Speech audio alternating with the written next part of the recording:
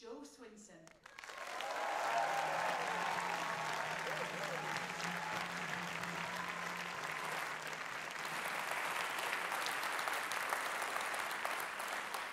Conference, hello, and a very warm welcome back to Glasgow. Now, it may still be a bit wet and chilly this week, but it is still the friendliest city, and most importantly, still in the United Kingdom.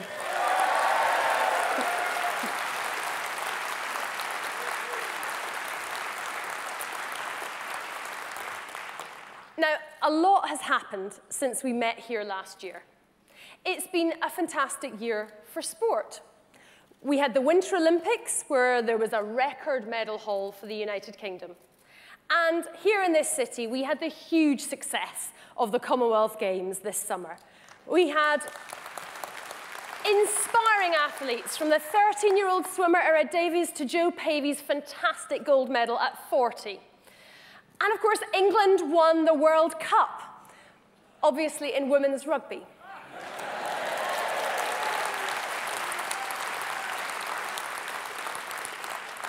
We have seen some key political milestones. No one now pays any income tax on the first £10,000 they earn.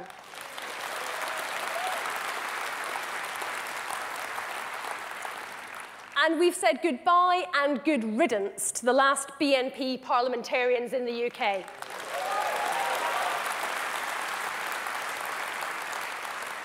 And Conference, we have celebrated, courtesy of Lynn Featherstone and Liberal Democrats in government, the first gay marriages in England and Wales.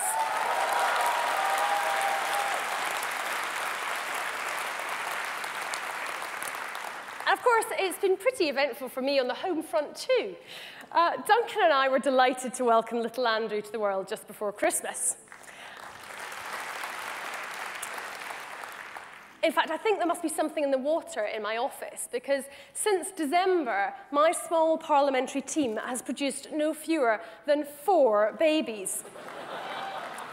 You can't accuse Team Swinson of failing to deliver. The referendum has dominated Scottish politics all year. In fact, arguably for 3 years. Now, I have to confess, I wasn't too chuffed when the No campaign decided on the name Better Together, because that was also the name of the song that we had for the first dance at our wedding. And I didn't really want to be associating that with Alistair Darling. That said, the campaign and the wedding had their similarities. There was the exchange of vows, of course. And you know that feeling when you're at a wedding and you see the eccentric relatives from the other end of the country, and you just hope desperately that Cousin George and Uncle Nigel won't get overexcited and do something really embarrassing. The bigger problem, of course, tended to be with the other side. But I think sometimes yes activists were unfairly maligned. Now, admittedly, it wasn't ideal to graffiti a polling station with the words, "Vote yes." But at least whoever did so also added a helpful public information message to reassure people that no voters will be shot. Presumably, no voters at all, not even one. But seriously, this was a thrilling campaign to be a part of. Engagement by the public was huge. People wanted to be informed, to discuss the issues, and to get involved. Over the last few months, I spoke to thousands of people along with my brilliant team in Eastern Bartonshire. New volunteers signed up and joined in. We delivered leaflets and letters, and more leaflets and letters. We knocked on doors and got the telephones buzzing. We held public meetings all around the constituency. Real, traditional, Liberal Democrat, grassroots community activism. It was rather a strange polling day, actually. People were queuing up for the polling stations to open at 7 a.m, and they flocked in throughout the day. I was really struck by the quiet power of our democracy.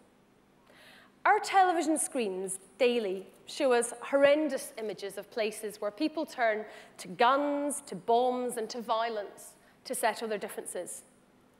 And instead, our weapon is a stubby pencil making a mark on a piece of paper.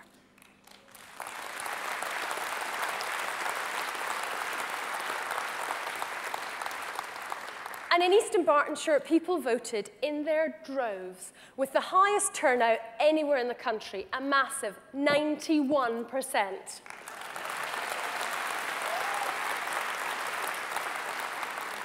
So I want to say thank you to everyone who helped make that happen. In East Dunbartonshire, in Edinburgh, Aberdeenshire, the Highlands, the Islands, the Borders, and everywhere in between. Together, we campaigned and won the best future for Scotland as a valued part of the UK family of nations.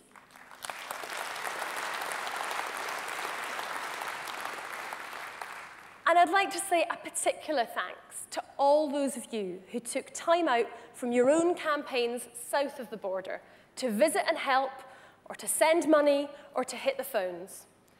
We saw from that video montage earlier how much our party relishes getting out there and communicating with voters. It's in our very DNA. And we have seen some storming successes recently in by-elections. A few weeks ago, we saw a swing from Labour to us of 14% in Newcastle. And just last week, we gained 2 seats from the Conservatives, one in Epping and one in Guildford, on a fantastic 47% swing.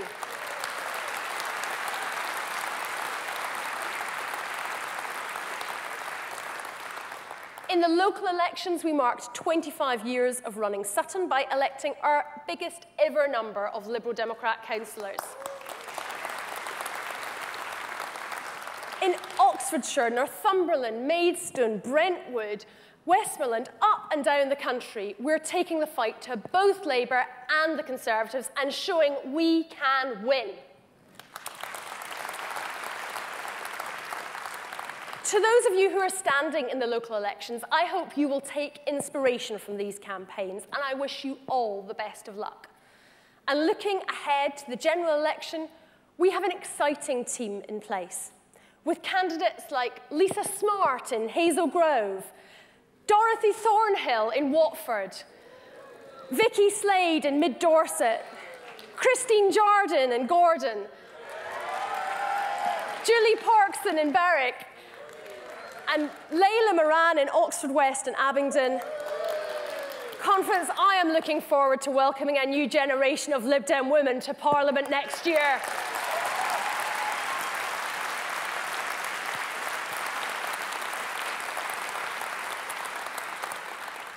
There is everything to play for, and the stakes are high. Our democracy needs strong Liberal voices.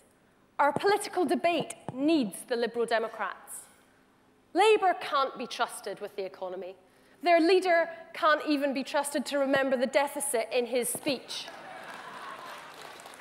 No doubt they're hoping that somehow the public will forget the mess that Labour left. And the Conservatives can't be trusted to govern fairly. Just look at Tory conference last week, where Osborne's speech to balance the books on the backs of the poor received rapturous applause. It's up to us, Liberal Democrats, to campaign hard to deliver both a stronger economy and a fairer society.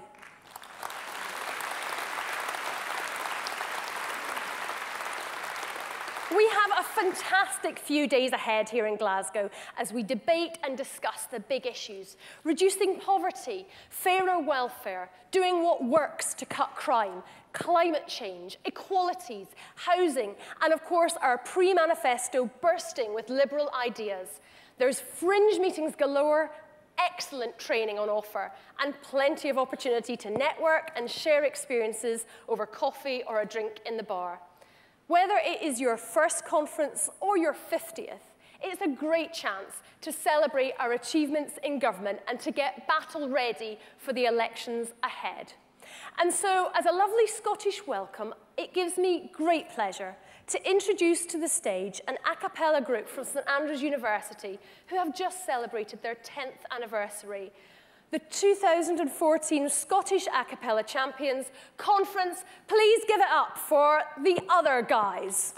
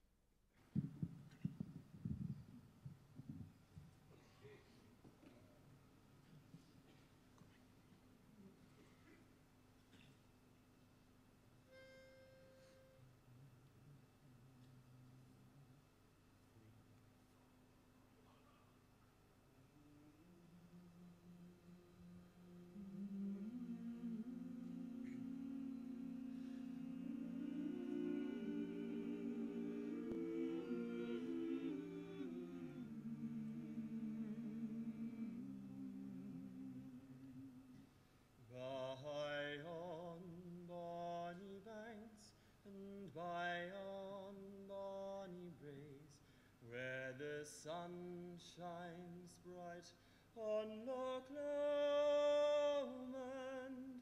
but me and my true love forever want to gaze on the bonny, bonny banks of Loch Lomond. Oh, ye'll take the high road and I'll take the low road, and I'll be in Scotland afore ye. But me and my true love will never meet again on the bonny, bonny banks of Loch Lomond.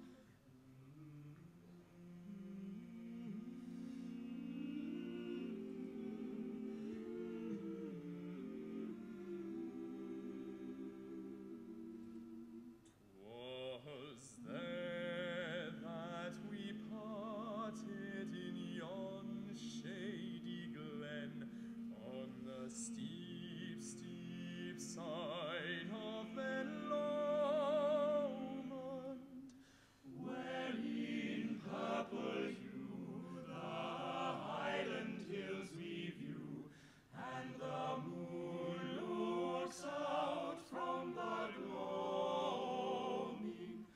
Oh, ye'll take the high road and I'll take the low road, and I'll be in Scotland afore ye. But me and my true love will never meet again.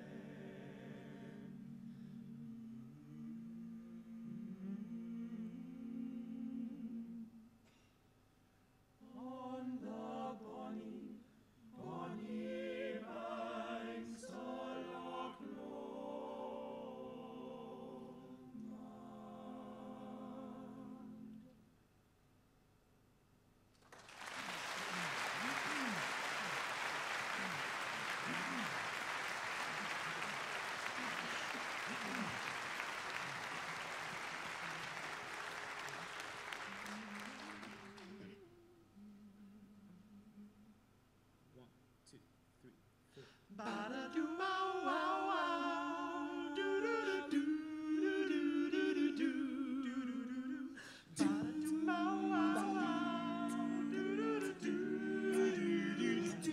We get it almost every night when that moon is big and bright. It's a supernatural delight. Everybody's dancing in the moonlight.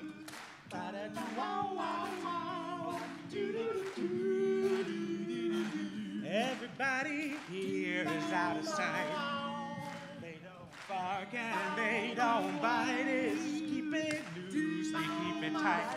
Everybody's dancing in the moonlight.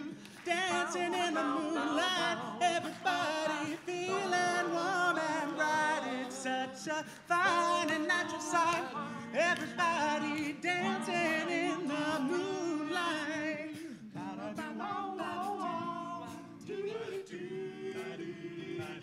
We like our fun and we never fight. We can dance and stay uptight. It's a supernatural delight. Everybody dancing in the moonlight.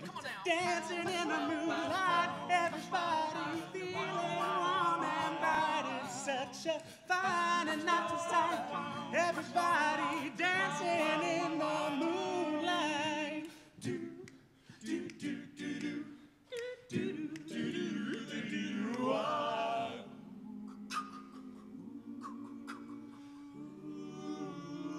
We get it almost every night when that moon is big and bright. It's a supernatural delight. Everybody dancing in the moonlight. Everybody feeling warm and bright. It's such a fine and natural sight. Everybody dancing in the moonlight. Lou Hawksby. Dancing in the moonlight. Everybody's feeling warm and bright. It's such a fine and natural sight. Everybody's dancing in the moonlight. Yeah. Dancing in the moonlight. Everybody here is out of sight.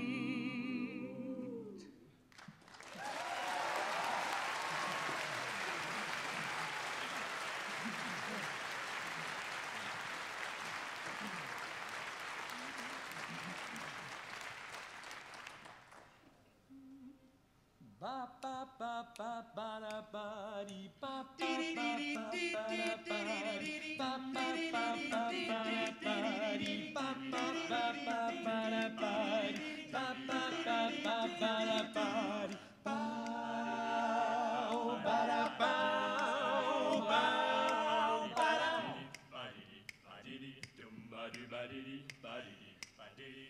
Well, I don't know how I came here tonight. I got a feeling that something ain't right.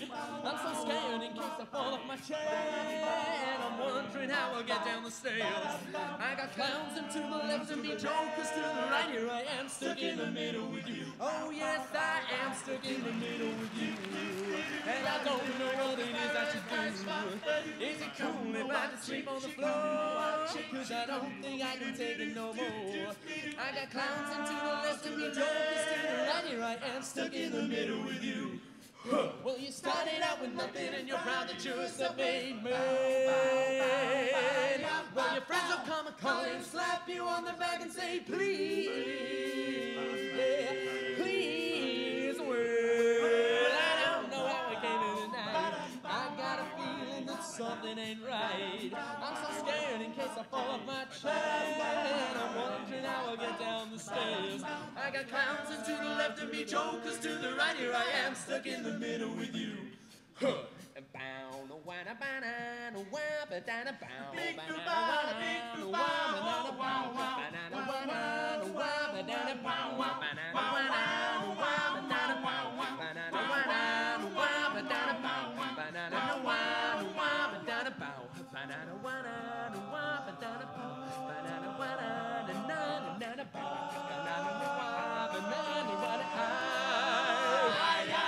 You started out with nothing and you're proud that you're a self-made man. Breeze lightning, go, breeze lightning. Well, your friends will come and call you and slap you on the back and say, please. They say, please. Well, I don't know how I came here tonight. I got a feeling that something ain't right. Is it cool if I just sleep on the floor? Cause I don't think I can take it no more. I got clowns to the left of me, jokers to the right. Here I am stuck in the middle with you. Oh yes, I am stuck in the middle with you.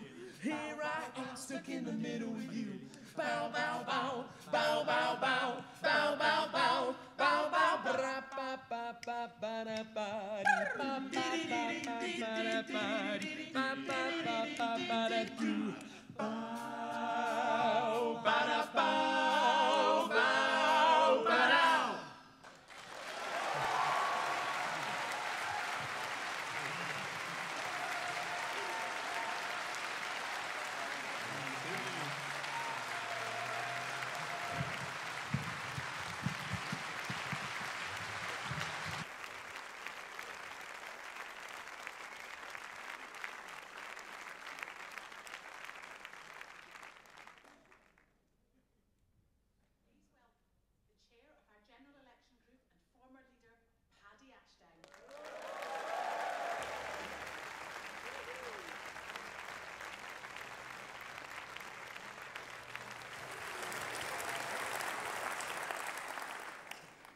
cruel and unusual punishment to bring me up after that slot. Thanks for that nice introduction, by the way, the voice of God in the background.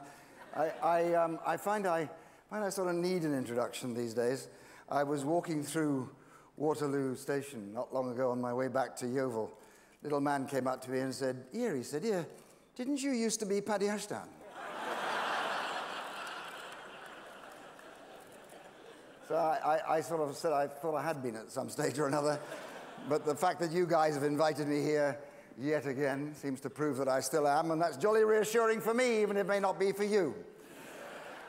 Okay, now it begins. What comes next is the fight of our lives. And as you know, it's going to be tough. But I'm up for it. And I know that you are too. As a liberal, I'm used to fighting against the odds. Tell you what, I rather relish it. And taking a small band of trained and dedicated insurgents into enemy territory against the odds, it's what I was trained for.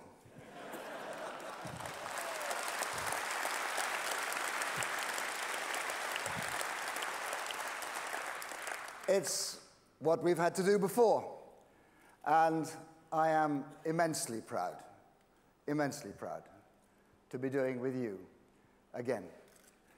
We all know what we have to do.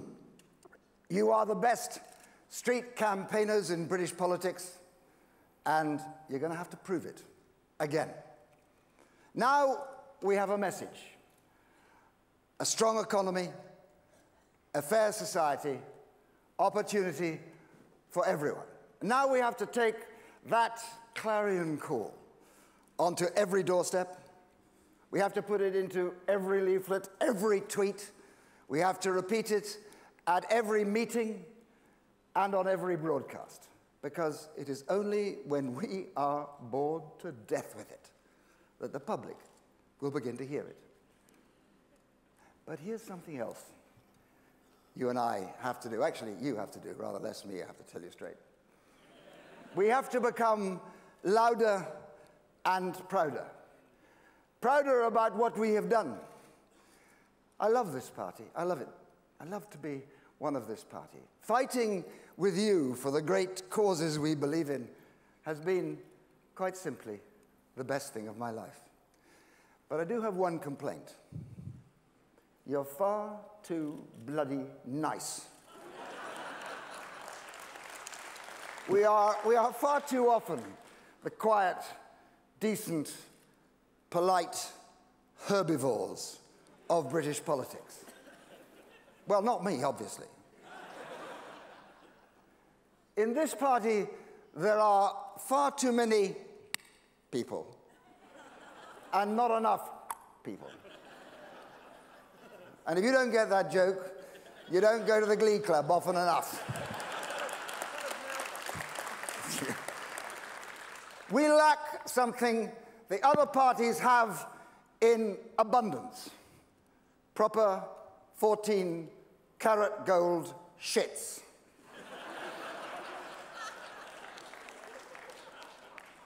Well, apart from our Chief Whip, Don Foster, obviously. We have a very great deal to be proud of. After 100 years in opposition, we had the courage to take up the burdens of government at a time when our country faced its greatest existential economic crisis of our time. Did you really think it would be easy? Of course not. And it hasn't been. But whatever happens at the next election, we were right to do it for our country. And you should be proud of that.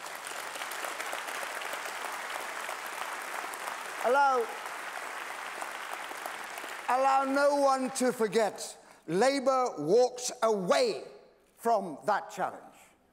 I know, I was involved, I asked them. They weren't interested in clearing up the mess that they had created. So don't let Labour blame us for the cuts in public services and the pains of the poor. It was Labour who left Britain with a burden of debt as big as Greece.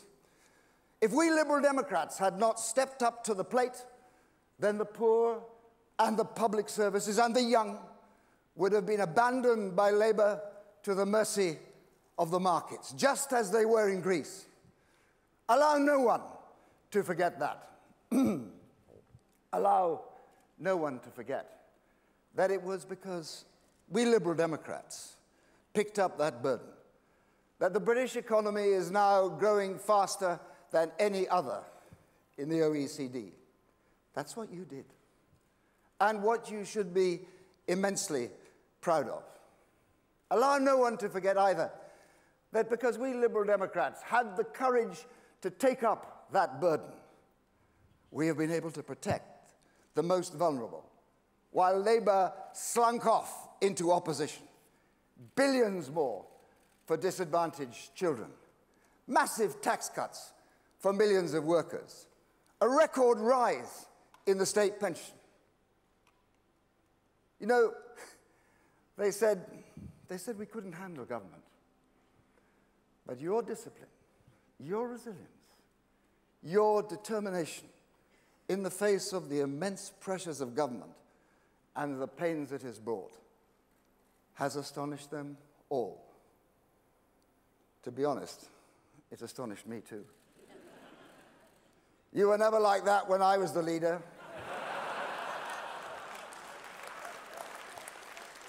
Bastards.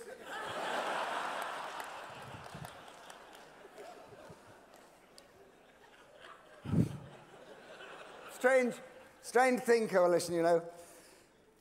The Tories who love to believe that we Lib Dems were a bunch of bearded weirdos who wore sandals and lived on yogurt have been forced to admit that actually we're rather better at government than they are.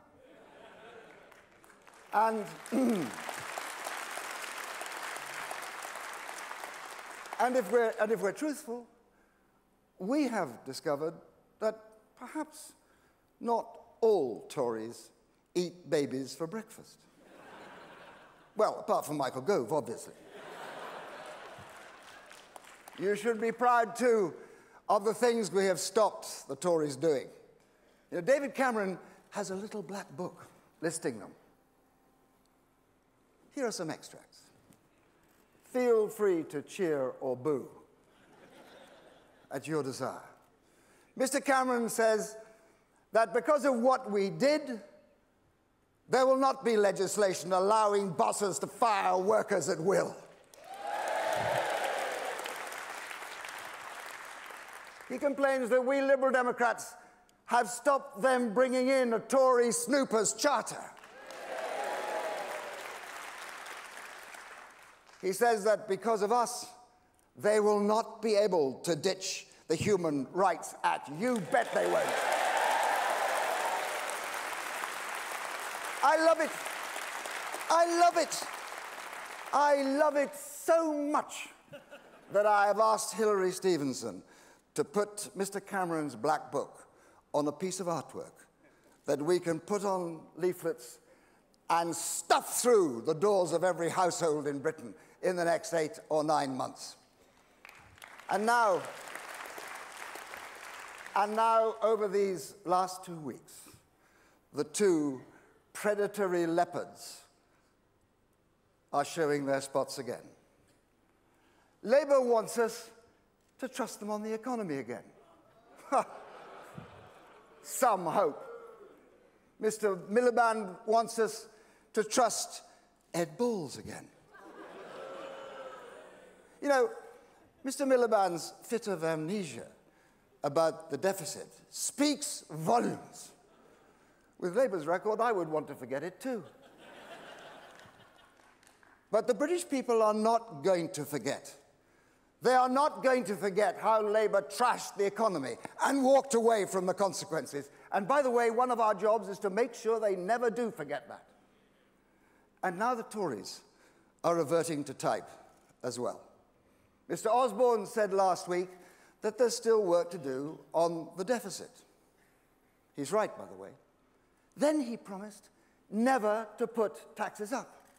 Then Mr. Cameron went further, announcing £12 billion of tax cuts, without a single word about how to pay for it. Well, without taxes, there is only one way to pay for it: by a scorched earth policy for public services, and by loading the whole burden of deficit reduction, increased now by £12 billion, onto the shoulders of the poor and the weak. You have been warned. You have been warned. Compassionate conservatism is dead. The Tories are the nasty party again. You have been warned. You have been warned. Here's the truth. Labour will screw the economy and the Tories will screw the weak. Well, here's our message. We won't let them do it. That's our job. That's our campaigning slogan: a strong economy, a fair society, opportunity for everyone. That's our song. That's our battle hymn. And now, fellow Liberal Democrats, in the immortal words of the great Joe Grimmond, we march to the sound of gunfire.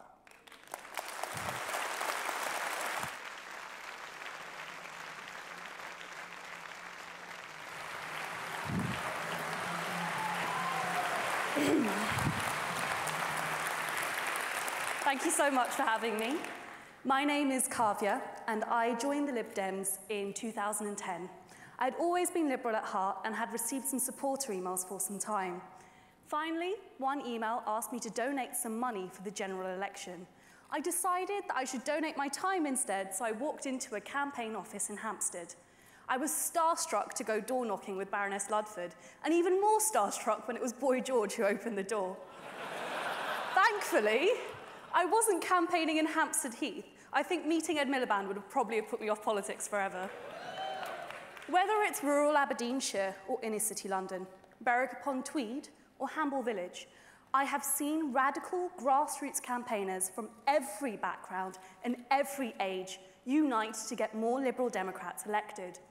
What we lack in money, media, and trade union backing, we make up so remarkably in passion with a heavy dose of self-depreciating humour. We've always been beyond trends, even with fashion. Just the other day, Justin Bieber was photographed with an apparently hipster chic look of socks and sandals. Clearly, we've been hipster chic for over 40 years. Young people make up the core of our party's heart. In Sheffield, a Sunday morning canvassing session had us in the office at 8:30 a.m, despite a night of heavy partying. I myself have sacrificed not only a need to the Lib Dem gods by taking overnight megabuses to action weekends, but also my 23rd birthday to the Donside by-election. Most recently, in the Scottish referendum, young Liberal Democrats went above and beyond to prove that we are better together. Young Scottish members such as Hannah Bettesworth and John Waddell have campaigned every single week for over 2 years. Young people united across the country to help. As far away as Dorset, people like Katie Weatherall travelled across the country to Inverness to help keep our country together. Our party has got some of the most talented young people making a difference to elections up and down the country. But conference, I'm afraid. I'm afraid by prejudice across my country. I'm afraid the centre is shifting further to the right. I'm afraid that Sam Fripp, a Lib Dem councillor, recently had to resign his seat due to homophobia by the opposition. I'm afraid every time someone faces me on the doorstep and tells me they hate immigrants. I'm afraid of the policies a Conservative or Labour government will enact with the majority. I'm afraid we are not doing enough to counter discrimination. Now, more than ever, it is our duty not to give in to the politics of fear and division, but to stand up for hope.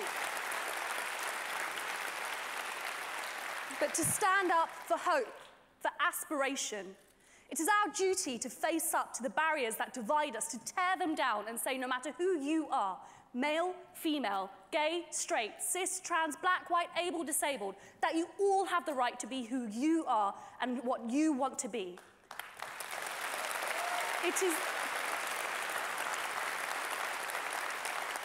It is our duty, no matter where we are, to spread a message of tolerance, of acceptance, and of liberalism.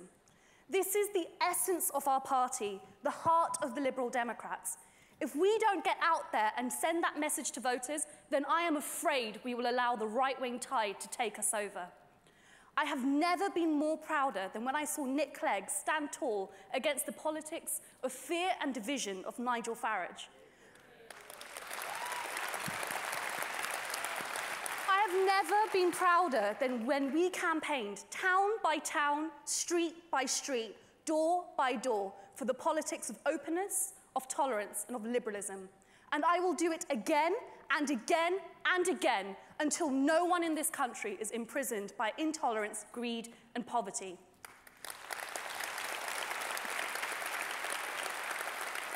It therefore gives me great pleasure to introduce our final speaker for tonight. I first heard him speak on TV in 2008, and I was instantly sold. He preached a message close to my heart, that in this country, we all deserve the chance to be treated fairly and equally. Ladies and gentlemen, please welcome Nick Clegg.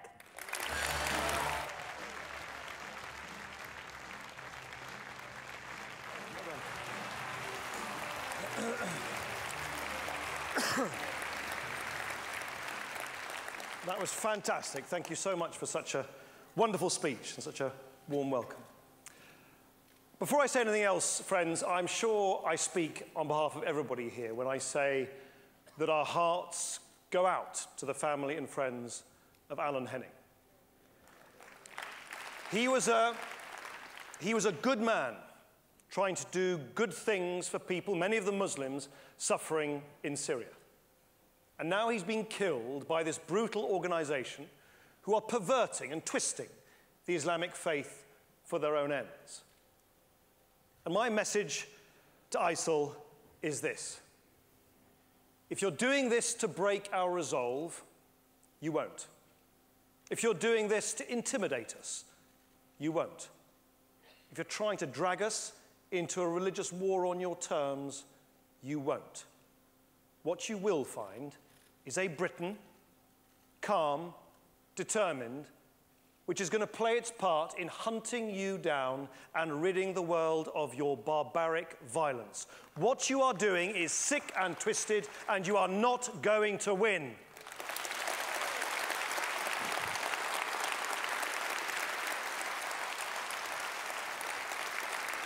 I cannot tell you how much it means to me to be back here in Glasgow this evening. A city at the heart of this proud nation of Scotland, a nation at the heart, I am very happy to say, of our United Kingdom. As Jo said, there was so much to celebrate about the referendum campaign, not just the result, of course, but of the way it engaged and enthused millions of Scots. Record turnout, passionate debate, grassroots campaigning on an unprecedented level. It has sparked a debate about how we devolve greater power not just to Scotland, but to Wales, Northern Ireland, and to England and its cities and regions. On the day after the referendum, I remember I spoke about the need to press ahead with devolution, and a journalist asked, in that charming way, if I was just opportunistically jumping on the bandwagon. Well, it might be a new cause for other parties, but we have been campaigning on this since Gladstone in the 1880s. That's got to be... That has got to be the slowest bandwagon in British political history. And the referendum, of course, also, of course, brought out some of the very best in us as a party. Not just our senior Scottish figures, Willie, Alistair, Danny, Joe, Charles, Ming and Mike, but great as that team is, and lucky as we are to have them in our ranks, this was a campaign won through the blood, sweat, tears and camaraderie of an army of grassroots campaigners. That's what you, conference, did. This was your victory. Not just Not just the thousands of Liberal Democrats in Scotland, but all those from south of the border who joined them in spreading the word that we are all better together. So, I am very proud to welcome you to this gathering of a proud, united party in a proud, united kingdom. Of course, this is no time for complacency. Alistair could start the Shetland secession movement any moment. Delighted though I am about the choice the Scottish people made and of our part in that campaign, we must remember that this was a close-run thing. Many, many Scots chose a different path. Many feel bruised that the future they wanted for their country will not come to pass. Many people feel that right here in this city, where a majority of Glaswegians voted for independence, Scottish people did not vote to maintain the status quo. So now is the time for us to come together, to heal our divisions, and to get on with the business of giving the people of Scotland more power over their own lives. We must unite Scotland behind change and put the divisiveness of the last 3 years behind us to build one Scotland. We now have a rare opportunity, a rare moment of consensus. There will be more powers, more control, and more freedom for the people of Glasgow and the people of Scotland, just as there will be for the people of Wales, Northern Ireland, and England. And I want to be very clear on the steps we will be insisting to deliver this. First, new powers for Scotland will be delivered as promised. No ifs, no buts. Not conditional on any other reforms. We, the Liberal Democrats, are the guarantors in government that there will be no backsliding on this. And what is right for Scotland is every bit as right for Wales. Under our watch, Welsh home rule must become a reality too. I don't need to tell anybody in this hall how proud Kirsty and her team are in their country. Second, we need to settle the question of English and Welsh MPs voting on English and Welsh-only matters. But this must not be a politically motivated stitch-up to give the Conservatives a permanent majority when they have a minority of votes cast in England. Fairer votes for English matters, not Tory votes for English matters. David Laws has put forward a proposal for a grand committee with the power to vet English laws made up of English MPs on a proportionate basis. Welsh MPs, selected on the same basis, would take part when matters that affect both England and Wales are debated.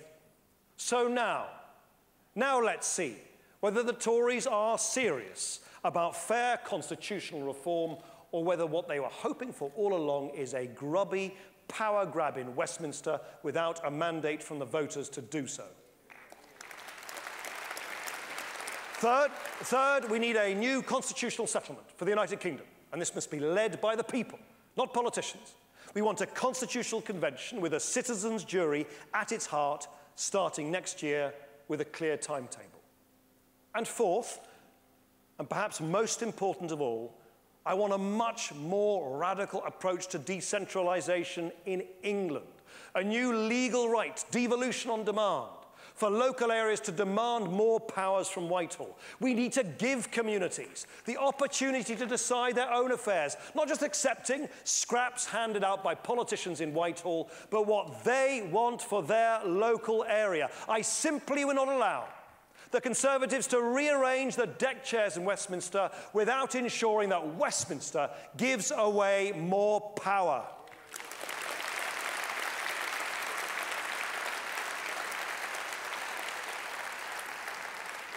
We, friends, believe in individuals. We believe that if you break down the barriers that prevent people from getting on in life, they can flourish. Spreading opportunity, especially for young people, is at the heart of everything we've done in government. The infant who gets a free healthy meal at lunchtime, helping them to concentrate and learn in the afternoon. The child who gets one-to-one tuition or after-school classes to help them keep up with their classmates because we introduced the pupil premium. The young adult who can learn the skills he or she needs for a fulfilling and well-paid career because of the massive expansion of apprenticeships that we delivered. The young parents who can decide for the first time how to share their leave after their baby is born, who can go back to work if they want because we have extended free childcare. The gay couple who can now marry, the low-paid worker who no longer pays any income tax, and the millions more who can keep more of their own money. The retired couple with more money every month because we introduced the triple lock on pensions. That is a record of action of which I am hugely proud. A record of action. A record of action putting opportunity at the heart of this government's agenda. And there is so much more that we can do. Think for a moment, just imagine for a moment, what people's lives could be like in 2020 after the Liberal Democrats have been in government again. School children eating healthy, free school meals, not just in the early years, but every year in primary school. Young adults who can afford their daily commute to work or training because we've cut the cost of their bus travel.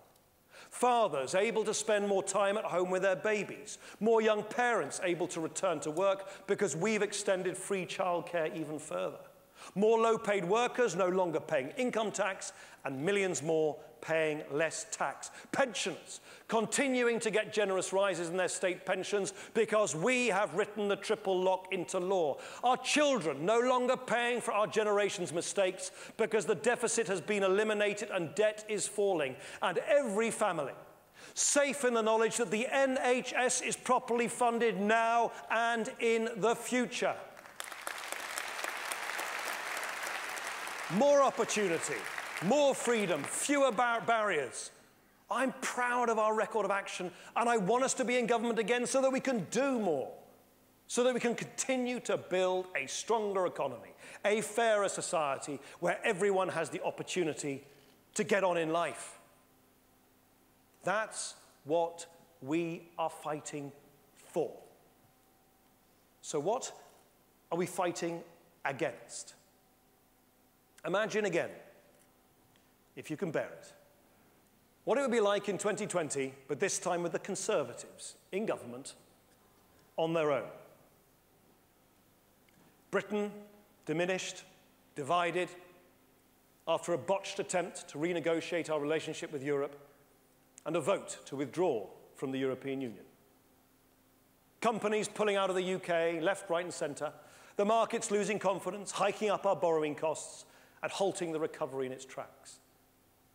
Workers fearing for their jobs, not just because the companies they work for are plunged into uncertainty, but because their bosses can fire them at will, no questions asked. The young and the working poor hit time and time again as George Osborne takes his axe to the welfare budget with no regard for the impact on people's lives. Schools run in the interests of profit for shareholders rather than the chances of their pupils. A Home Office state snooping on your emails and social media. Opportunity reserved for a few at the top and everyone else told to make do with what they've got. A Tory leadership in hock to their right wing, desperately running after and pandering to UKIP's ugly nationalism. A Prime Minister trapped between being a poor man's Margaret Thatcher and a rich man's Nigel Farage. Compassionate conservative. Do you remember conservatism? Do you remember that? Just a soundbite from a bygone age. Now that was made explicitly, abundantly clear last week at their conference. One by one, the Tory contenders took to the stage to reveal their true colours. George Osborne talked about balancing the books on the backs of the poor. Theresa May explained how she wants to trample over our hard-won civil liberties. Boris, I'm actually not sure what Boris said, but he did. He kind of waved a brick and played with his hair. And Michael Gove, after spending 4 years driving teachers out of their profession, now as Chief Whip is doing the same to defecting Tory MPs.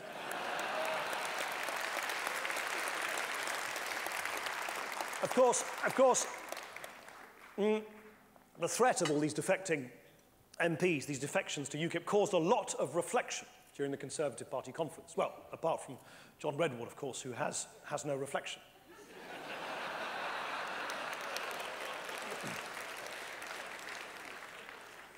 Now imagine, if you must, again, if you must. 5 years of government under Prime Minister Miliband and Chancellor Balls.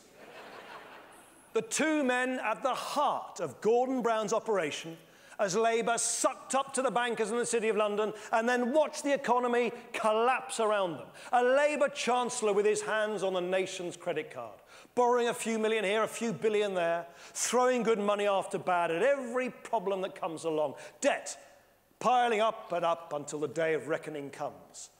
A recovery squandered. Recession. Unemployment soars again, especially for the young. Fear, insecurity, opportunity stifled. Hopes and aspirations killed, stone dead. A generation thrown back on the scrap heap just when it looked like that they had reason to be optimistic again. Our children forced to pay for the mistakes of the generations before them. Ed Miliband gave a speech 2 weeks ago that he described as the start of an 8-month job interview, and then forgot to mention the biggest issue facing the country, the deficit. It's like, I don't know, going to a job interview as a lifeguard and forgetting to mention that you can swim.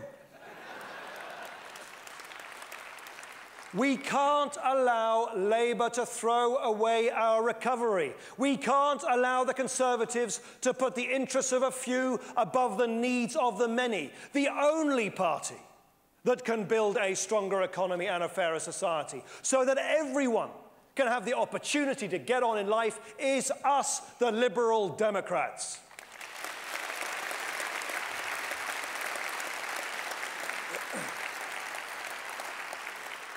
That's what we're fighting for. And make no mistake, conference, as Paddy said, this is going to be the fight of our lives.